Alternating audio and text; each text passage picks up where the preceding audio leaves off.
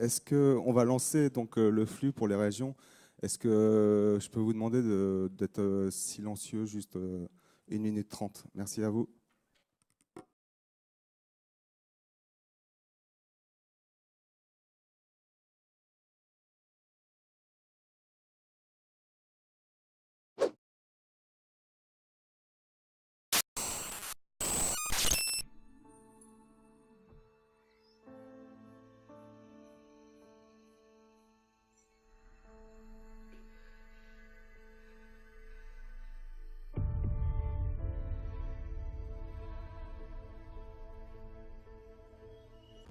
Ici, chez Laguna, nous avons une technique très sûre pour effacer tout souvenir désagréable.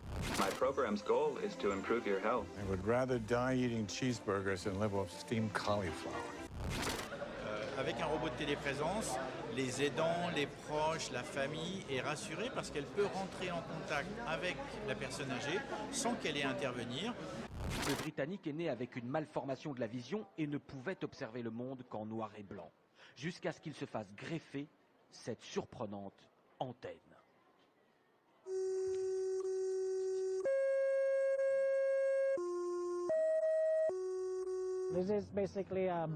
C'est comme une partie de mon corps. C'est une antenne qui est greffée à mon crâne et qui me permet d'entendre les couleurs autour de moi. Coffee cup. Pepsi. Cherry.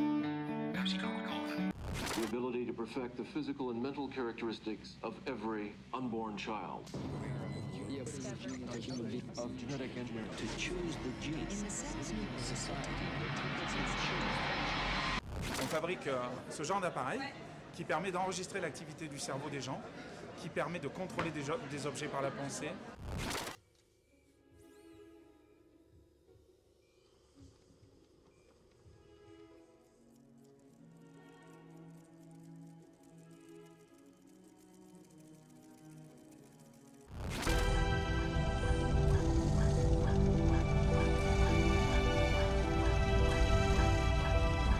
Enfants nés avec des malformations auditives pourraient bientôt recevoir des prothèses directement issues d'imprimantes 3D.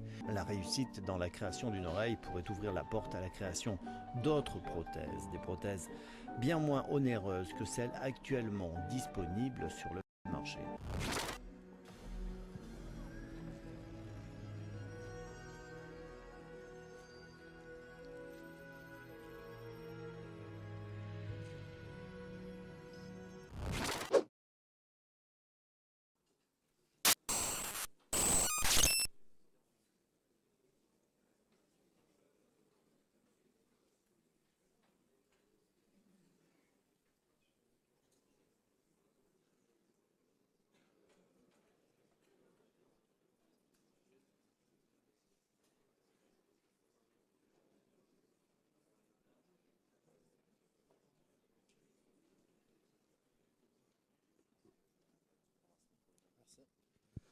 Alors bonjour à tous.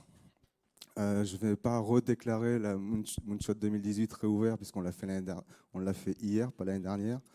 Et donc, en tout cas, je salue avec grande sympathie toutes nos régions qui nous écoutent et qui regardent ce flux vidéo.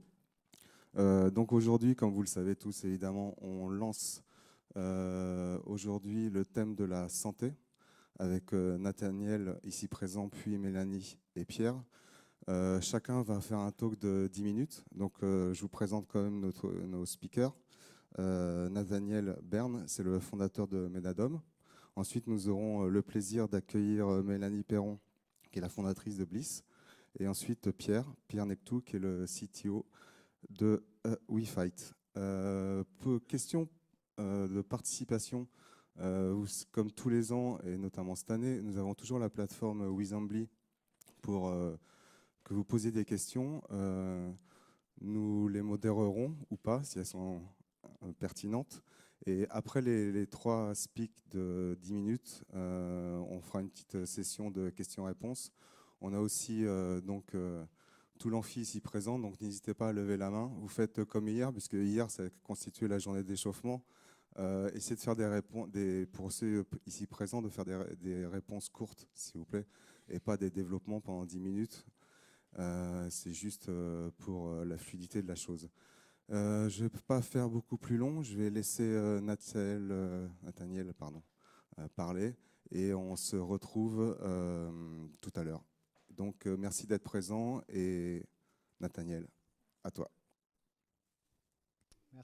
Merci, vous m'entendez?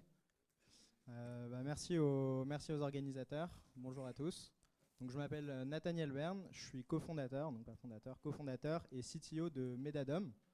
Je vais vous présenter un petit peu Medadom, quelles réponses est-ce qu'on essaye d'apporter et à quel problème. Tout d'abord, je vais vous parler un petit peu de l'équipe pour remettre les choses dans leur contexte. Donc Medadom a été cofondé par 3 personnes. Donc Elidan, qui est CEO, Elidan Mimouni, qui est interne en médecine des hôpitaux de Paris. Moi-même, donc qui a un parcours d'ingénieur, qui a travaillé en data science et qui a rejoint Medadom l'an dernier. Et enfin Alexandre Bellage, qui a un parcours d'entrepreneur et qui s'occupe de toute la partie marketing au sein de Medadom. Donc Medadom, c'est parti d'un constat assez multiple. Le premier constat, et je pense que vous en avez peut-être été les témoins, c'est qu'il y a un engorgement des urgences. Donc on est passé en l'espace de 10 ans de 8 à 20 millions de passages par an dans les urgences. Ce sont des personnes qui viennent parfois pour des motifs relativement simples qui relèvent de ce qu'on appelle la médecine générale. Et d'un autre côté, il y a une difficulté grandissante de prise en charge à domicile. Donc si vous avez été à votre domicile extrêmement malade, sans savoir exactement ce que vous aviez et que vous avez hésité pour aller aux urgences, vous vous êtes sûrement dit, bon, qu'est-ce que je vais faire? Est-ce que j'appelle un médecin? Qui va se déplacer à domicile? Combien de temps ça va prendre si j'appelle tel ou tel acteur du marché? Et vous avez peut-être fait l'expérience d'une prise en charge à domicile où vous avez attendu extrêmement longtemps, où vous êtes allé aux urgences et vous avez attendu extrêmement longtemps également.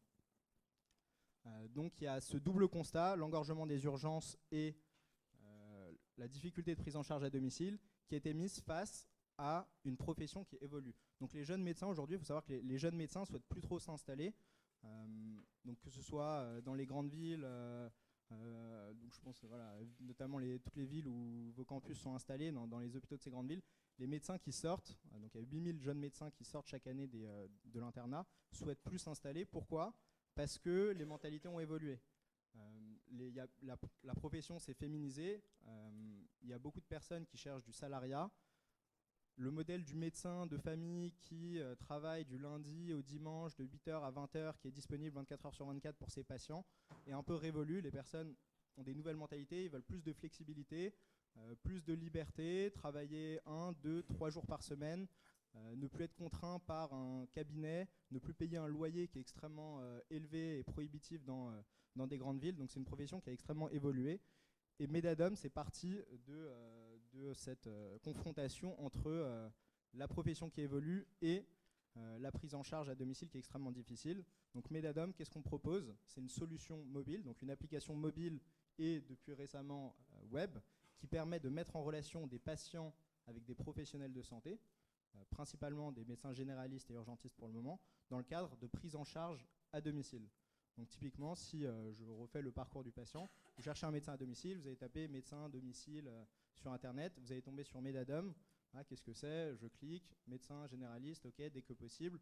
Je rentre mon adresse, ou alors vous allez télécharger l'application mobile. Vous allez faire une demande pour une prise en charge à domicile ou au bureau ou dans un hôtel. Et la demande va être envoyée à un pool de médecins qui sont géolocalisés également, comme vous, pour que le plus proche et le plus apte vous prenne en charge pour une visite à domicile. Alors en quoi est-ce qu'on se différencie des acteurs qui existent? Donc il y a pas mal d'acteurs qui existent historiquement. Il y a SOS Médecins, à Paris, il y a les urgences médicales de Paris, après il y a des médecins traitants qui se déplacent pour leurs patients. Nous, ce qu'on propose, c'est vraiment une interface entièrement digitale. Je repense encore à un avis qui a été laissé par un de nos patients récemment sur Google qui disait plus la peine d'appeler pendant 10 minutes un numéro surfacturé et de raconter ses malheurs pendant 15 minutes au téléphone pour que la personne finalement se trompe d'adresse ou qu'elle arrive 6 heures plus tard. Donc c'est vraiment extrêmement simple. En 2 minutes, vous pouvez faire une demande de prise en charge à domicile. Vous êtes informé par SMS du montant de la consultation, de l'heure d'arrivée du médecin approximative.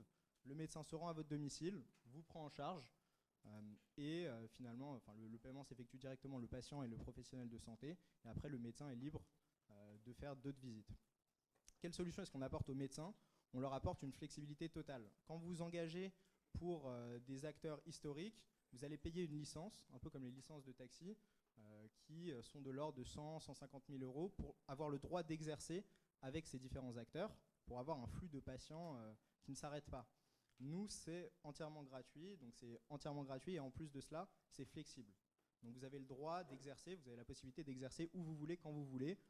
Vous avez une application mobile, un peu à la Uber, il faut le dire. Vous avez un bouton qui vous permet de vous rendre disponible ou indisponible.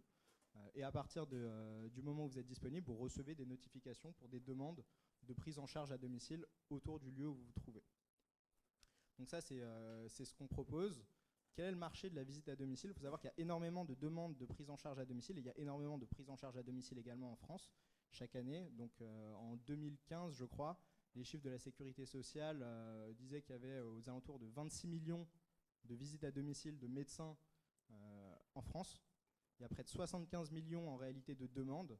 Il arrive souvent que des demandes soient non satisfaites, donc vous appelez, ça ne répond pas, ou vous appelez, on vous dit on ne peut pas vous prendre en charge, on est saturé. Donc il y a 75 millions de demandes chaque année.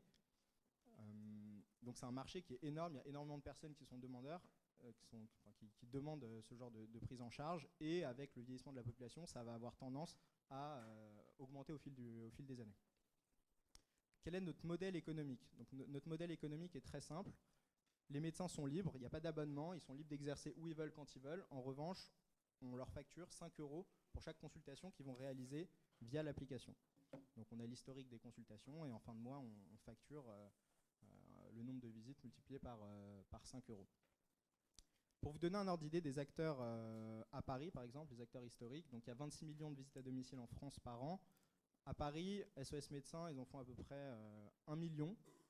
L'urgence médicale de Paris, peut-être 3 à 400 000, et le reste, ça va être des médecins traitants. Donc il y a vraiment énormément de demandes, tout le monde est saturé.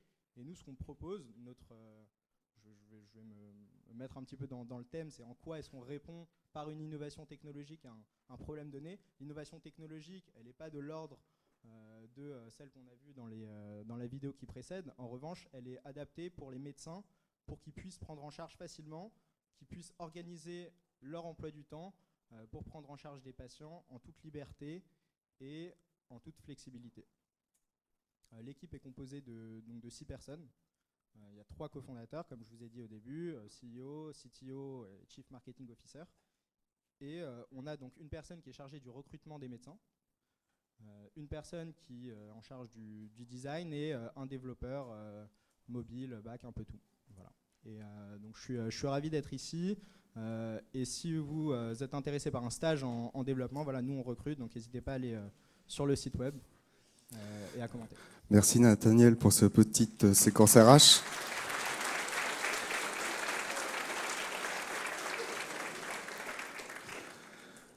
Alors, veuillez nous excuser si on est un petit peu stressé, parce qu'en fait on a plein de flashs de lumière partout, on se croit sur la télé, on se croirait chez TF1.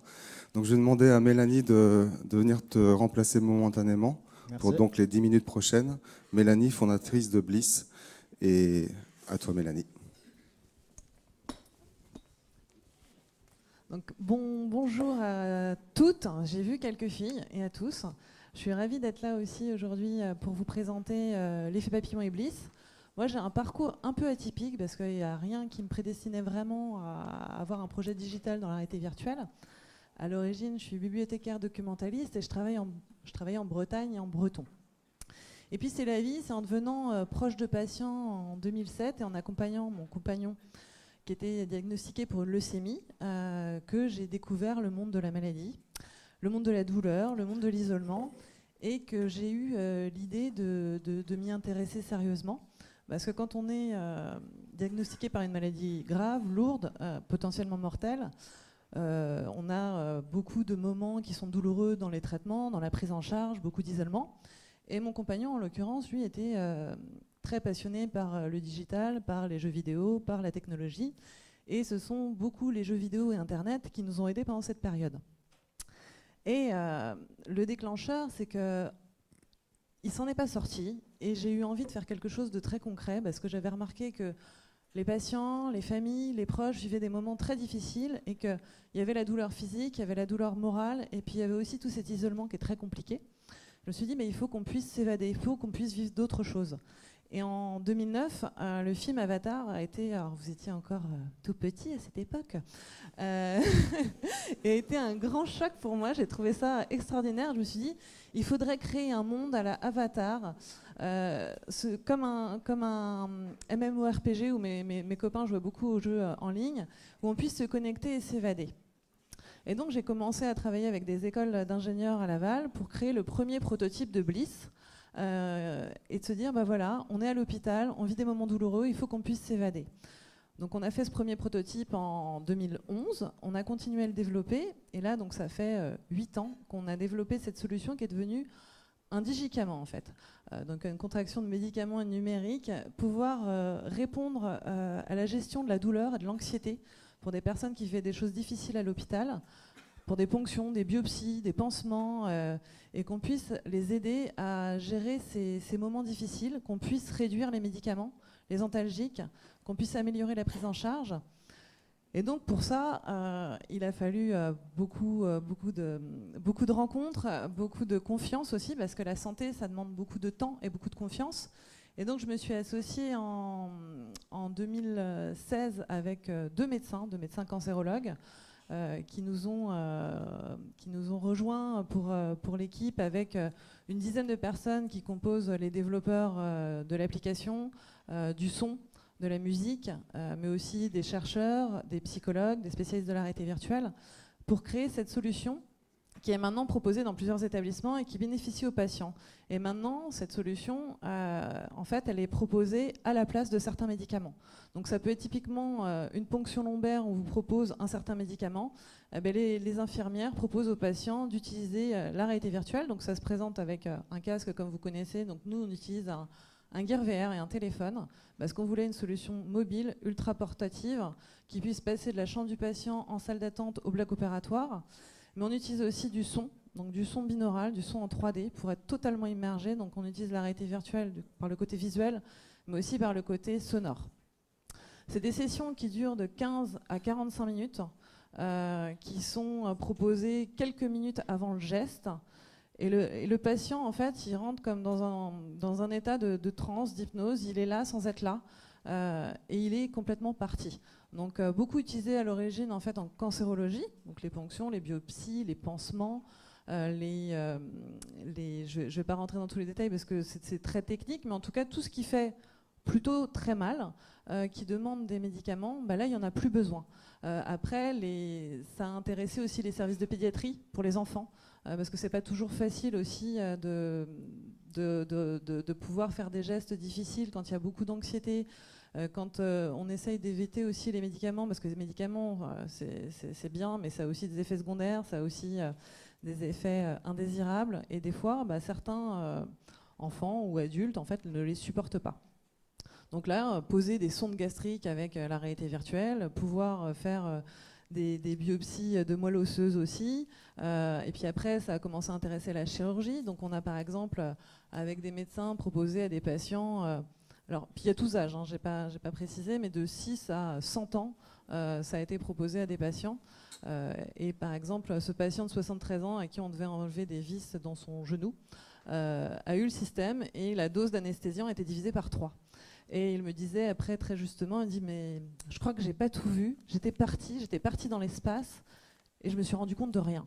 Et c'est ça en fait ce qu'on essaye de faire, de pouvoir grâce au digital proposer une solution qui améliore la qualité de vie des patients, leur parcours de soins, mais aussi qui aide les soignants à avoir un outil complémentaire, parce qu'on ne le met pas au-dessus de tous les autres outils, mais en tout cas on se dit c'est un outil qui est merveilleux parce qu'il a été co-créé avec les patients, avec les médecins, avec les chercheurs, avec des experts de la réalité virtuelle qui nous accompagnent depuis le début, et ça permet aussi d'éviter des traumatismes, ça permet aux soignants de voir des fois plus de patients, d'avoir un relationnel aussi qui est plus facile, parce que quand vous avez très peur, et à juste titre, d'avoir une ponction ou une biopsie, et que vous êtes là sans être là, et que vous en rendez pas forcément compte, que vous avez pas mal, déjà vous êtes plutôt content généralement. Vous pouvez repartir plus vite aussi, parce que vous avez moins de médicaments.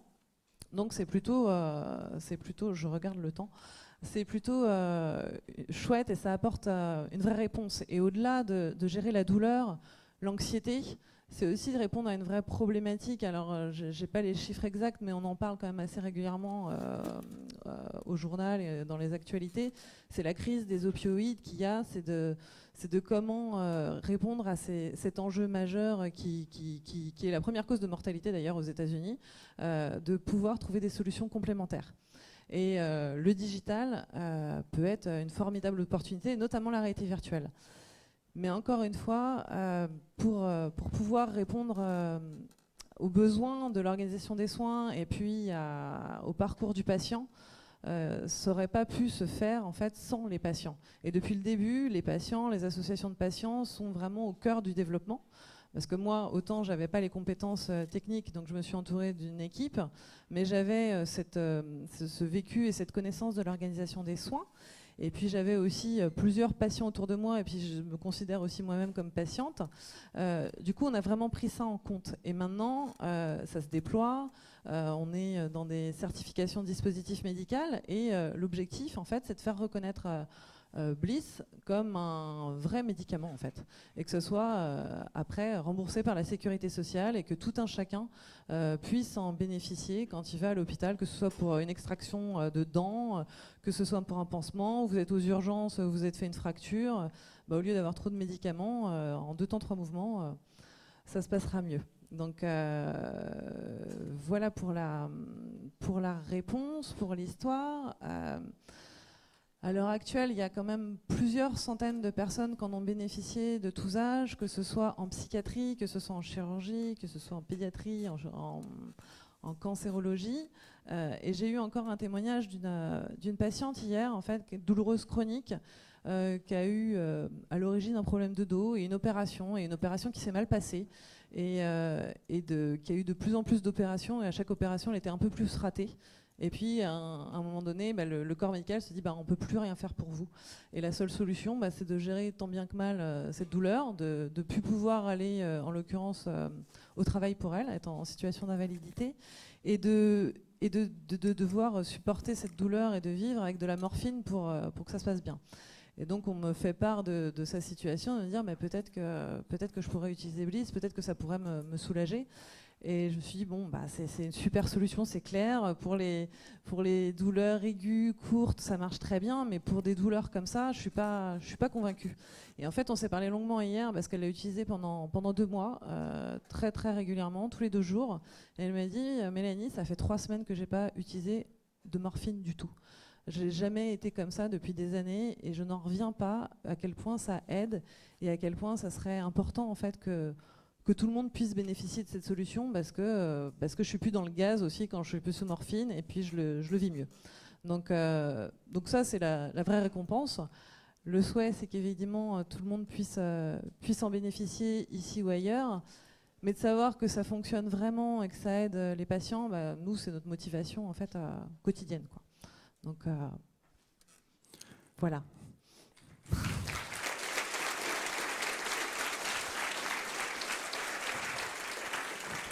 Sous les applaudissements. Et je vous invite,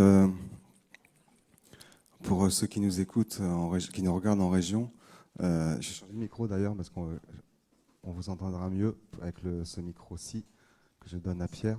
N'hésitez pas à poser des questions, sinon on va se les garder pour nous, ce serait dommage.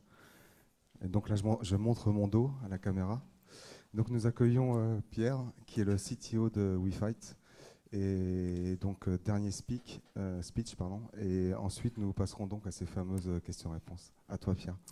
Merci. Alors bonjour à tous. Donc Pierre Nectou, je suis le directeur technique de WeFight. WeFight, c'est une société qui a un peu plus d'1 an, que j'ai co-créée avec Benoît, mon associé, qui est pharmacien. Et le problème auquel on répond, c'est Benoît qui s'en est rendu compte, parce que Benoît, il a travaillé pendant 4 à 5 ans dans les hôpitaux parisiens, avec des patients atteints de maladies chroniques, donc principalement le cancer. Et il s'est rendu compte d'une chose, c'est que ces patients, quand ils viennent à l'hôpital pour leur traitement, on arrive à les suivre très facilement, parce qu'il y a des infirmières, il y a des médecins avec eux, donc on arrive à récolter des données de qualité de vie, certaines constantes.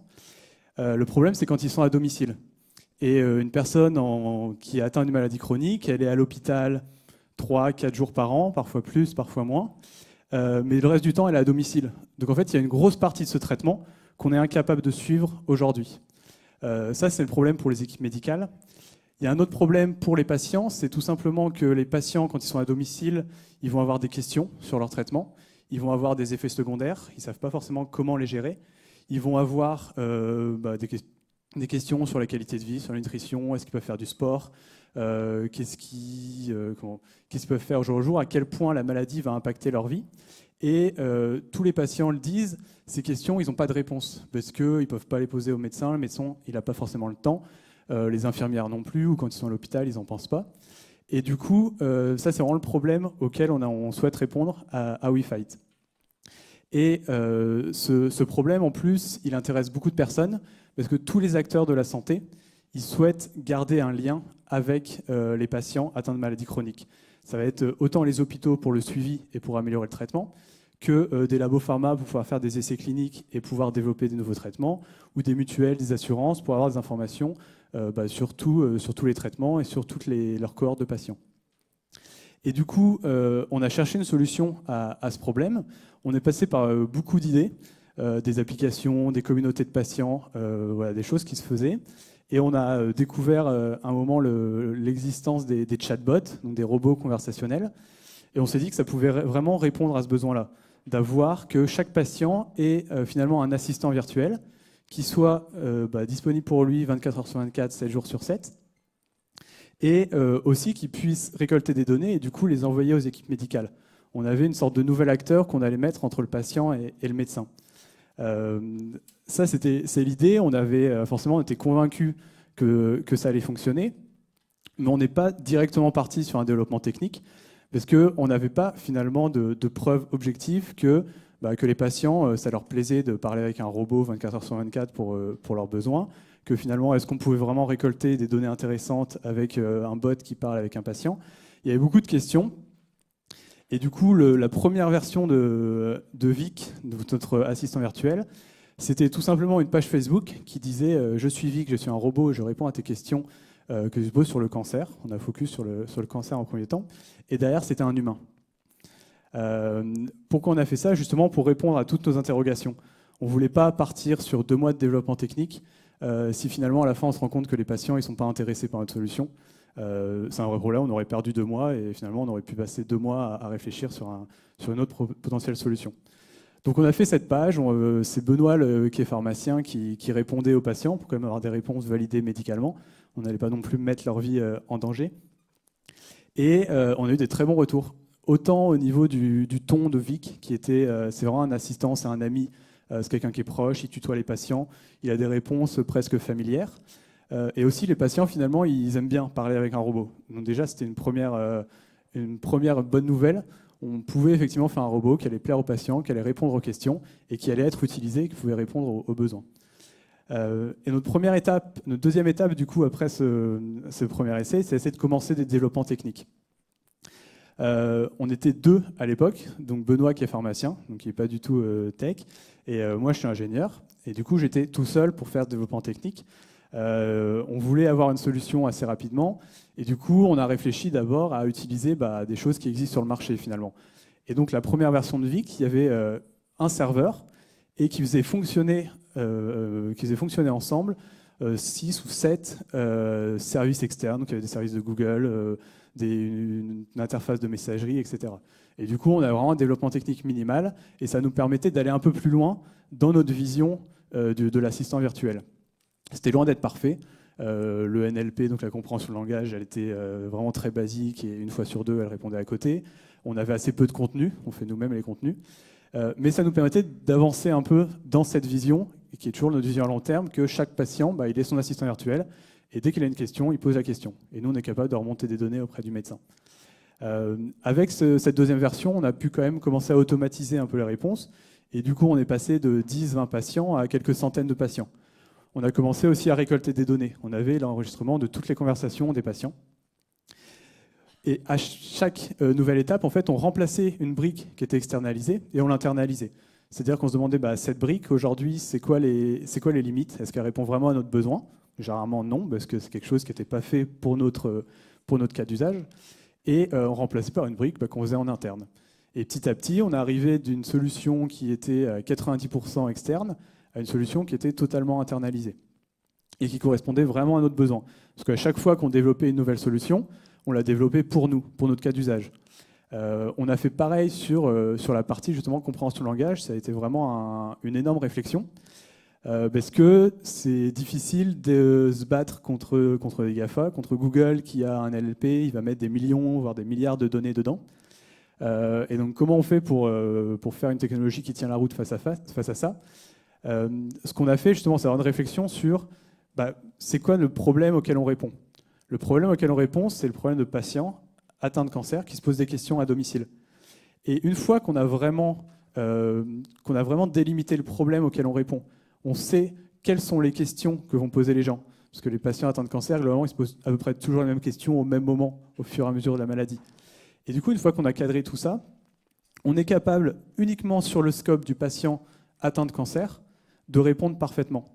Aujourd'hui, notre système de compréhension de langage, ce n'est pas un réseau de neurones ultra complexe où on a mis énormément de données, tout simplement parce qu'on n'avait pas ces données et elles n'existent pas. Du coup, c'est simplement ce qu'on appelle une régression logistique. C'est du machine learning niveau 0. Mais comme on connaît très bien notre problème, on a vraiment une expertise sur ce domaine du patient atteint de maladie chronique, notre NLP il répond à 95% des questions. Et les 5% restants, c'est des pharmaciens de l'équipe de WeFight qui vont répondre. Donc pareil, on a fait une interface pour qu'ils puissent répondre en temps réel, qu'on ait une réponse qui soit toujours validée médicalement. Et ça, c'est vraiment notre force. Et on est parti sur finalement un domaine assez restreint, donc les patients atteints de maladies chroniques et notamment de cancer. Et aujourd'hui, on est en train de dupliquer ce modèle sur d'autres maladies. On est en train de travailler sur l'asthme, sur le cancer du poumon, sur le cancer de la peau, avec à chaque fois la même démarche. On essaie de comprendre le besoin des patients. Donc on fait des focus group avec eux, on discute avec eux, on essaie de comprendre les questions qui se posent à chaque étape de la maladie. À partir de ça, on va vraiment définir un scope sur lequel on va répondre aux questions et on va développer la partie NLP, notre compréhension de langage, des fonctionnalités. Et en connaissant vraiment notre scope, on est capable, avec une équipe aujourd'hui de un peu moins de 10 personnes, d'avoir vraiment une vraie solution pour ces patients. On a de très bons retours. On répond vraiment à un besoin. Les patients nous disent que pour eux, VIG, notre assistant, c'est une sorte d'espace personnel qu'ils vont utiliser. Ils vont l'utiliser au quotidien pour répondre aux besoins. Aujourd'hui, on est les seuls à être justement à proposer ça. Et parce qu'on a vraiment une expertise médicale, on n'a pas une équipe qui est qu'une équipe d'ingénieurs. Alors pourtant, VIG, finalement, on pourrait dire c'est quasiment que de la tech. On a une équipe qui est 50% de pharmaciens et 50% d'ingénieurs. Et c'est vraiment important, toutes les solutions, quand on fait des solutions qui sont adaptées à un métier, que ce soit dans le légal, dans le médical, quel que soit le domaine, la connaissance métier, elle est vraiment fondamentale. Que ce soit déjà pour aller voir vos clients. Nos clients, c'est des hôpitaux, c'est des assurances, c'est des labos. Un ingénieur, il n'a pas une formation, il ne connaît pas le système de santé. Moi, je suis sorti d'école, j'étais diplômé en décembre 2017. Clairement, c'est un système que je ne connaissais pas du tout. Pour moi, le système de santé, c'est juste ma carte vitale. Et il y avait Benoît, du coup, mon associé, qui, lui, avait travaillé pendant 5, 6, 7 ans dans ce système-là. Et il sait parler à un hôpital, il sait parler à un médecin. Et donc, il sait comprendre leurs besoins. Et c'est vraiment quelque chose qu'il ne faut pas négliger quand on développe une solution. C'est tout ce qui est connaissance métier. Idem pour les patients. Ni Benoît ni moi n'étions patients. Et donc, on pouvait s'imaginer les questions que se posait un patient, mais on n'aurait jamais été très loin. Et donc, la solution, c'est tout simplement, on a été voir des patients. On a travaillé avec une association de patients, on a fait des focus group. Alors, c'est pas une formation tech, mais on ne m'avait jamais formé à faire des focus group avec 5 patientes atteintes de cancer du sein. Mais bon, on apprend sur le tas. Et c'est vraiment des expériences qui sont très enrichissantes d'un point de vue personnel déjà, parce qu'on rencontre des gens, on connaît leur histoire, et aussi pour le produit. Parce que maintenant, quand on développe de nouvelles fonctionnalités, moi j'ai toujours en tête ces focus group qu'on a fait avec les patients, et j'essaie vraiment de me demander est-ce que cette fonctionnalité elle répond à un besoin, ou est-ce que c'est juste un délire d'ingénieur qui veut faire sa tech dans son coin et ça l'amuse bien de mettre des données dans un réseau de neurones. Et c'est vraiment ce qu'il faut éviter, parce qu'on peut développer pendant 3-4 mois une solution, si en face il n'y a pas elle répond à aucun besoin, on n'en fera rien. Et donc aujourd'hui, comme je dis, on a une équipe de moins de 10 personnes avec des pharmaciens justement qui vont parler avec les patients, qui vont aller voir les clients, des ingénieurs. Et on a vraiment à cœur de faire travailler ensemble des ingénieurs et des pharmaciens. Quand on sort, notamment moi je sors d'école d'ingénieur, j'ai été formé pour travailler en équipe, mais j'étais formé pour travailler en équipe d'ingénieurs. Et un ingénieur, un pharmacien, ça ne réfléchit pas de la même manière, ça n'a pas les mêmes réflexes.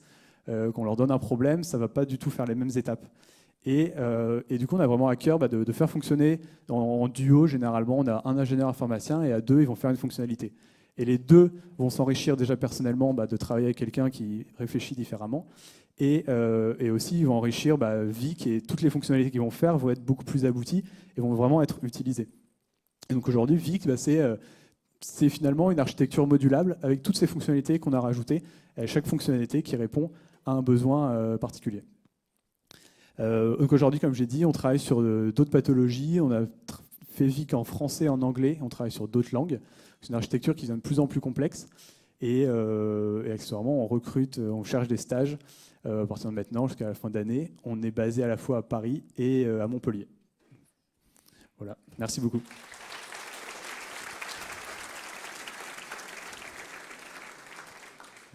Merci Pierre. Merci Pierre. D'ailleurs, merci beaucoup de nous avoir parlé du frame de l'ingénieur quand il s'agit d'aborder un problème. C'est exactement sur quoi vous bossez. Et Pierre a beaucoup parlé des focus group. Et vous allez en entendre parler à la fin de la semaine prochaine, quand on démarrera le topo Design Thinking. Vous nous laissez juste 15 secondes de battement. Avec une petite latence, on va juste installer les chaises. Et on revient pour vos questions-réponses. Merci à vous, à tout de suite.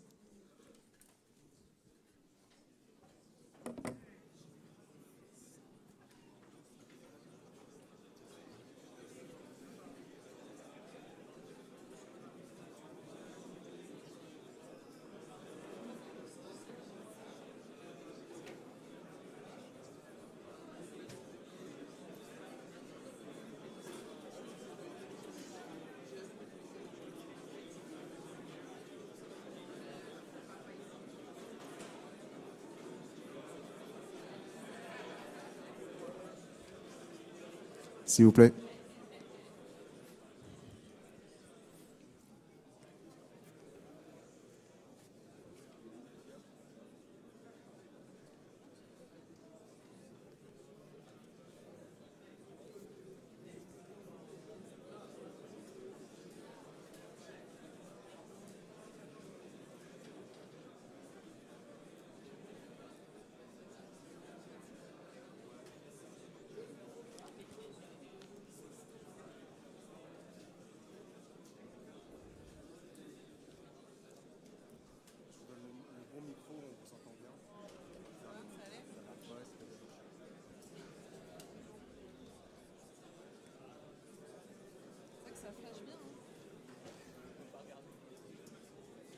Je crois qu'on est bon. Alors, excusez-moi. Merci pour ce moment. Donc, je ne sais pas pourquoi, mais je vous sens un petit peu tendu sur cette première matinée Moonshot. On ne croule pas sous les questions. C'est le moins qu'on puisse dire. Mais par contre, j'en ai une. Alors, laquelle est la meilleure ? En plus, vous pouvez voter sur les questions. C'est super. Mais quand il n'y en a pas, vous ne pouvez pas voter. Oh là, ça arrive. Et donc, je vais commencer par Nathaniel. Voilà, il y en a trop d'un coup là. C'est bizarre, il suffit de vous appeler. Nathaniel, dans le cas où il y aurait plusieurs... Alors ça vient d'Alexandre. Dans le cas où il y aurait plusieurs médecins dans la même zone, est-ce que vous faites en sorte à ce que le même médecin soit toujours disponible pour le même patient afin d'assurer le suivi médical? Donc au fil du temps, si je comprends bien. Ouais, le suivi, ouais. Alors l'idée, c'est que ce soit plutôt une prise en charge pour des soins non programmés. Donc c'est dans les faits, c'est souvent le même médecin, parce que c'est un médecin qui couvre cette zone, soit parce qu'il a un cabinet dans ce secteur, soit parce qu'il habite dans le secteur. Donc c'est souvent le même médecin qui va intervenir. En revanche, entre guillemets, l'algorithme ne définit pas le même médecin à chaque fois, c'est-à-dire que c'est le médecin qui va être le plus proche et le plus apte à prendre en charge cette demande. Typiquement, si le médecin en question qui a pris en charge le patient la fois d'avant n'est pas disponible avant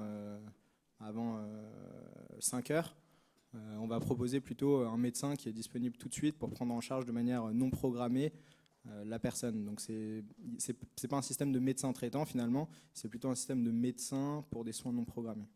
Et justement, pendant que je te tiens, j'en ai une autre pour toi, de questions, à propos du désert médical. Donc dans le cas où j'habite dans une zone rurale avec un médecin Pétaouchnok, est-ce que Medadom est capable de m'assurer un rendez-vous dans la journée? Alors effectivement, donc là pour l'instant on est en Île-de-France et on a commencé à se développer en région PACA. Dans les zones rurales, l'idée ça va être de créer une communauté de médecins suffisante pour réaliser ce qu'on va appeler des opérations coup de poing. Donc à partir du moment où on a un certain nombre de médecins, on va pouvoir envoyer tous les médecins dans des zones données pour réaliser des visites à domicile auprès de ces patients qui habitent finalement dans des zones qui sont désertées médicalement. Pourquoi? Parce que peu de médecins veulent s'installer je sais pas, en plein milieu de la Creuse, alors que si c'est pour un envoi pendant une journée ou 2 journées, là, les médecins vont se dire ok, très bien, je suis avec un ensemble de médecins, on va parcourir toute la zone pendant cette opération coup de poing pour prendre en charge les patients à leur domicile. Et d'ailleurs, j'ai entendu ce matin qu'ils songent à supprimer le numerus clausus par rapport à cette question dans les facs de médecine. Alors, je suis très déçu. Pour l'instant, on n'a pas de questions pour toi, Mélanie. Alors, j'en garde pour vous, pour l'amphi. Et du coup, Pierre, la petite question RGPD. Comment vous faites par rapport au chatbot sur la protection des données? Comme tout autre système, on déclare aux gens toutes les données qu'on récupère. On leur dit pourquoi on va l'utiliser, où est-ce qu'on les stocke, qui en aura accès.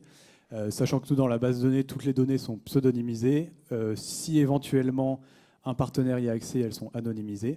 Et en fait, on va plus loin que la RGPD parce qu'on est même sur des hébergements agréés données de santé. C'est une sorte de RGPD++ pour toutes les données de santé. Et justement, tu as le micro, tu peux répondre. Tu peux nous en dire plus justement sur ce plus alors ce plus, c'est quel RGPD. L'hébergement agréé données de santé, c'est plus justement sur la partie hébergement hardware, où c'est un hébergement qui coûte plus cher et qui nécessite de l'authentification sur à peu près tous les flux et tous les stockages. Une authentification aussi des utilisateurs. Les données de santé sont accessibles que par un professionnel de santé, donc un pharmacien ou un médecin, qui est dans l'ordre ou avec une double authentification. Donc voilà, c'est plein de règles de sécurité de base qui ont été ajoutées et qu'on est obligé de suivre. Et en l'occurrence, en fait, on est contrôlé par notre hébergeur. Ok. Et du coup, je t'enchaîne avec. Alors, je sais, c'est une question d'un autre Alexandre. Avec une clientèle aussi ciblée, donc la question business model, comment faites-vous pour financer votre projet? Alors, les clients, ils sont multiples. En fait, comme j'ai dit, tous les acteurs de la santé aujourd'hui sont intéressés pour garder ce lien avec ce patient atteint de maladie chronique. Et du coup, nos clients, ça va être des hôpitaux, ça va être des labos pharma, des assurances. Généralement, quand ils veulent, par exemple pour les labos pharma, c'est pour de recrutement, pour des essais cliniques ou tout simplement pour réaliser des essais cliniques. Donc envoyer des questionnaires réguliers aux patients pour se connaître, avoir des informations sur leur qualité de vie. Les hôpitaux pour du suivi. Le marché restreint, pour nous, c'est juste une étape. On a commencé par le cancer du sein, parce qu'il faut bien commencer quelque part. On aurait pu dire on va commencer par toutes les maladies chroniques, on se serait pris les pieds dans le tapis.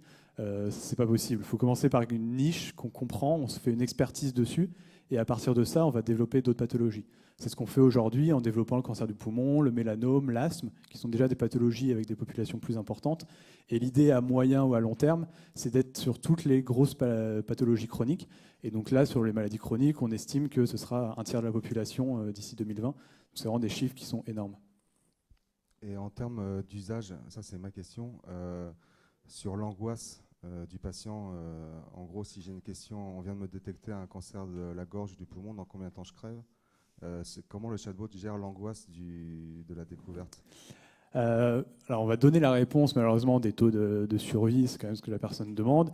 On va toujours être vraiment pédagogue. Un taux de survie, surtout sur le cancer, il n'y a pas 2 cancers qui se ressemblent, donc c'est très très variable. On va aussi diriger la personne pour qu'elle discute avec un psy, pour qu'elle discute avec ses proches. C'est vraiment quelque chose de très important. On est en train de développer là actuellement une fonctionnalité qu'on appelle une fonctionnalité d'entretien semi-guidé, où en fait le bot va pouvoir faire une sorte de travail justement de psychologue. de juste faire parler la personne. Et déjà, on s'est rendu compte qu'il y a des personnes qui venaient vers Vic, qui nous envoyaient un pavé de 10 lignes. Et en fait, dans ces 10 lignes, il n'y avait pas de questions, puisque la personne, elle n'a pas de questions. En fait, elle veut juste parler de sa maladie, et rien que ça, déjà, ça lui fait du bien. Et en fait, rien que le fait que la personne pose la question, qu'on lui réponde et qu'on le lance sur d'autres sujets, je pense déjà c'est un premier pas et ça leur fait du bien. Et justement, sur cette question de l'angoisse inhérente au fait de la pathologie lourde, est-ce qu'on peut considérer que BIS était une sorte de serious game, enfin hyper sérieux du coup, dans le genre... Au début, le premier proto, oui. Maintenant, non, il faut vraiment le considérer comme un médicament en fait. Donc un gros moment d'angoisse, de bouffée qui vous paralyse, là ça peut être bien de se faire justement une séance de 20 minutes. Un moment où vous allez être dans une douleur aussi psychique au-delà de la douleur physique, oui. Il y a un relâchement en fait, parce que c'est vrai que je ne suis pas rentrée dans le détail parce que je pourrais en parler des heures et des heures, mais on peut retrouver des éléments qu'on peut trouver dans la méditation de pleine conscience, dans l'hypnose, dans la sophrologie, et le son, le rythme, les couleurs, tout a été pensé, c'est pour ça qu'on a travaillé pendant 8 ans dessus, pour que ça vous amène dans un état de profond détachement, relaxation, et il y a une cohérence cardiaque qui se met en place qui fait que tout de suite, on voit que le rythme cardiaque des personnes se ralentit et les gens, ça lâche, quoi. Et du coup, en parlant de Bretagne, j'ai un prénom breton. Je ne vais pas l'écorcher. Je vais juste rajouter quelque chose sur les traitements. En fait, justement, c'est hyper intéressant de voir que Bliss, justement, peut être considéré comme un médicament. Je pense qu'il y a vraiment un changement là-dessus. Où avant, les médicaments, on avait une définition un peu chimique, en fait, sauf que c'est un effet sur le corps, etc. Et il y a vraiment un changement, justement, surtout dans les maladies chroniques, où en fait le traitement, c'est pas juste le médicament, c'est tout un accompagnement qu'il y a autour et qui est vraiment global. Et par exemple, sur le cancer du poumon, il y a eu des études qui ont été faites où c'est un cancer qui est assez grave, et les traitements aujourd'hui ont du mal à avancer. Et en fait, la plus grosse avancée qu'on a eue, c'est une étude qui a été publiée l'année dernière à l'ASCO. C'était juste une application où les personnes mettaient dedans leurs effets secondaires et étaient suivies par leur médecin.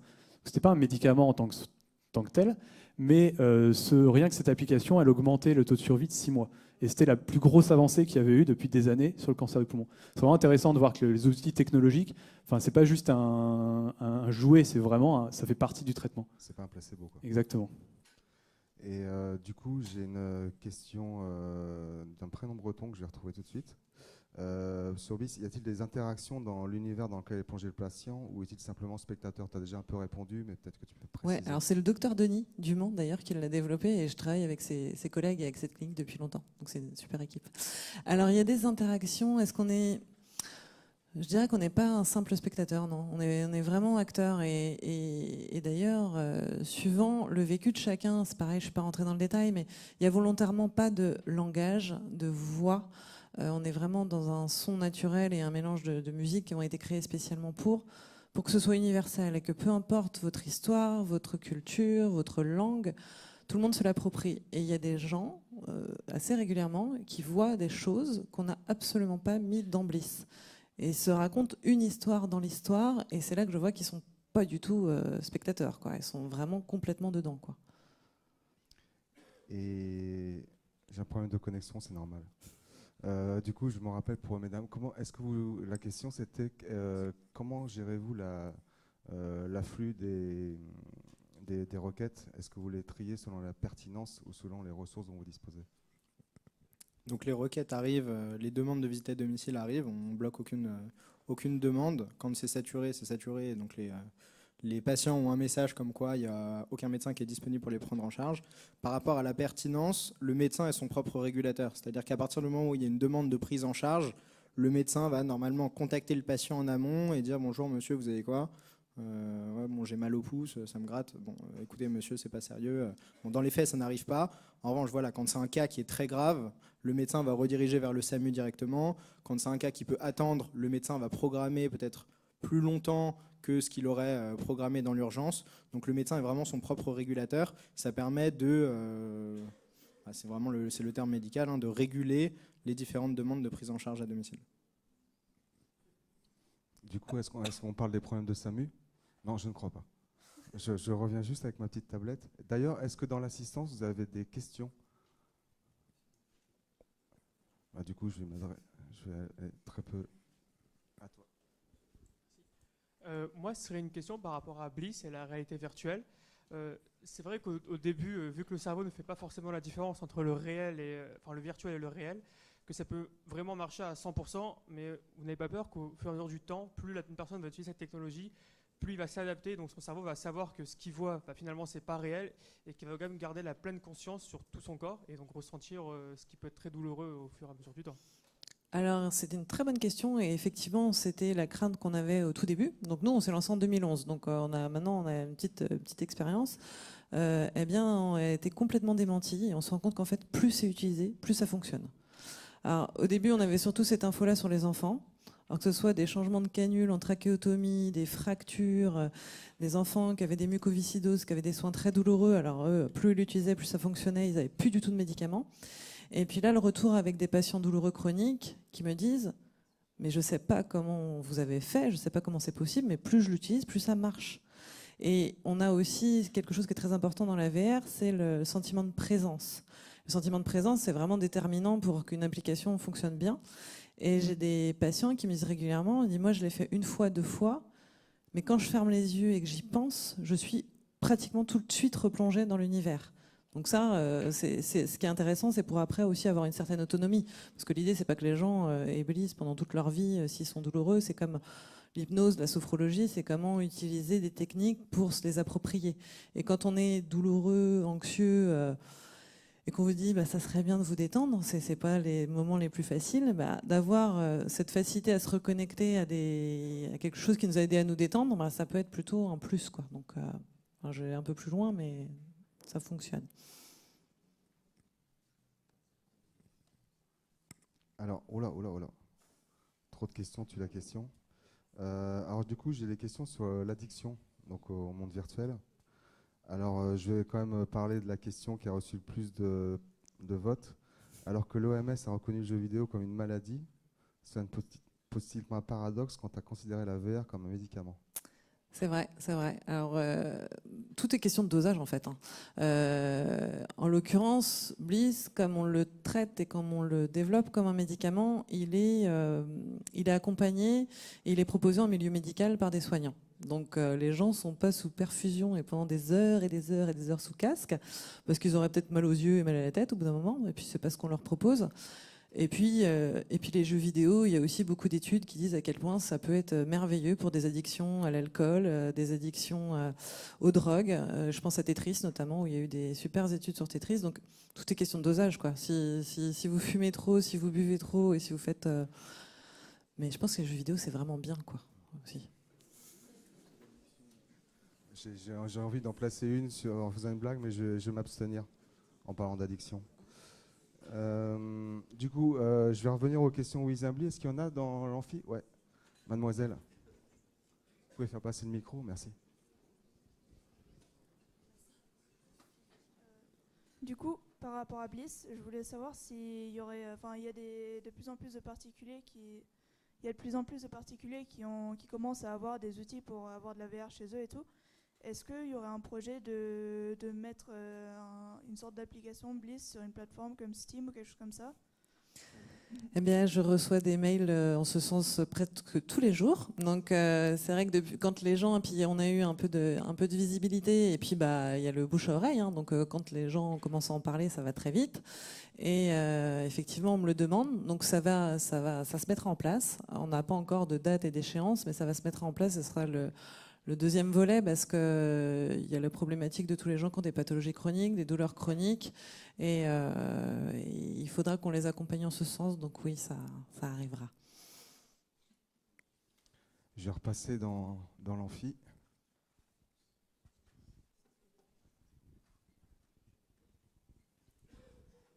Bonjour, moi j'ai une question un peu plus terre à terre. En fait, qu'est-ce qu'on voit avec Bliss exactement ? Et quels sont les sons ? Voilà. Très bonne question. Dans Bliss, on a pris le parti, pour plein de raisons, de créer des mondes virtuels imaginaires, qui ne ressemblent pas à la réalité, qui sont a priori, quand on les voit, assez enfantins. On se dit, dis donc, c'est bizarre, c'est pour les enfants, et ça, c'est fait exprès. Alors, on travaille avec des professionnels, et pour ne pas citer mon maître Jedi, le docteur Stéphane Bouchard, qui est un cyberpsychologue québécois qui travaille avec la réalité virtuelle depuis plus de 20 ans. Pour la réalité virtuelle, pour qu'elle fonctionne, on n'a pas besoin de support réel. Et comme on voulait pouvoir embarquer le plus grand nombre de personnes, peu importe leur histoire et leur culture, on ne voulait pas qu'ils aient à comparer avec le réel et qu'ils puissent se projeter, se raconter leur histoire. Donc on a des licornes dans Bliss, on a des petits moutons qui vont dans l'espace, qui vont sous l'eau. On a des choses vraiment très imaginaires où les gens me disent ça peut faire penser au Petit Prince, c'est assez poétique, mais ça fonctionne. Et pour ce qui est du son, ce que j'expliquais tout à l'heure, c'est qu'on a un mélange de sons naturels qui a été capté avec des ingénieurs du son en binaural, dans des forêts, dans des océans, et puis travailler aussi avec un compositeur, un musicien qui nous crée des musiques spécifiquement pour. Parce qu'on dit, voilà, on est sur... par exemple, là, on a un univers de fond marin, on a un univers de prairies, on a un univers d'espace. Donc dans l'espace, normalement, il n'y a pas de son, mais nous, comme dans Bliss, on fait ce qu'on veut, il y a du son. Et on a mis dans l'eau, on entend des bulles d'eau, on entend le sable, on entend c'est pas des dauphins, enfin c'est une sorte de dauphin que moi j'ai jamais vu, qu'on trouve dedans. Et on entend tous ces bruits-là, et tous les gens qui ont fait de la plongée m'ont dit j'ai l'impression de faire de la plongée, par exemple. Les gens qui vont dans la prairie me disent c'est marrant, j'ai presque l'impression de partir en randonnée, sauf que bon, je croise des licornes et des hérissons qui font le moonwalk. Donc c'est un peu bizarre, mais c'est pas grave, ça fonctionne. Et il y a des licornes qui font la toupie. La toupie? Non, pardon, c'est une blague. La toupie. Non, c'était une très mauvaise blague, c'est pas grave du tout. Je vais passer le micro à Nathaniel. Merci. Il y a des licornes.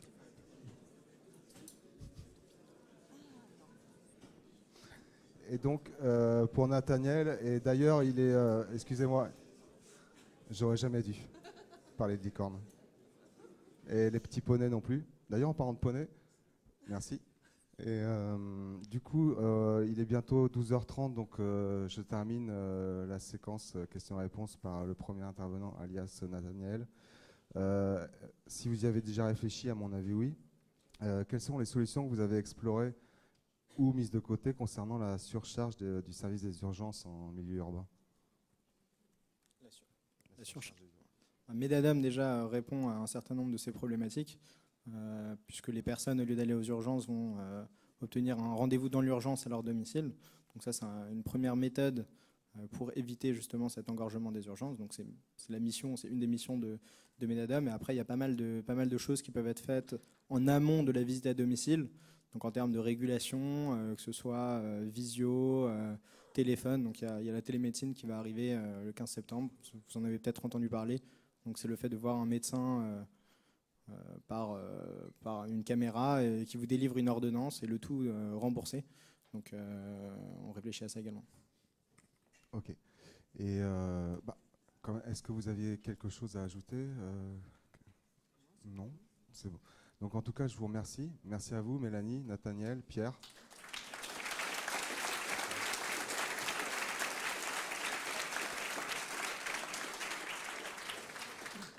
Et donc, merci aux régions de nous avoir suivis.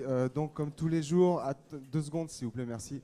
Alors, normalement, en plus, la santé, ça phosphore parmi dans notre école au niveau des projets. Donc, comme hier, on se rejoint, et vous, en région, pareil, avec les mentors. On travaille sur son problème et sa solution. Et demain, on vous donne rendez-vous pour une nouvelle conférence, fin de speak, sur le thème de l'énergie. Merci à vous et à demain.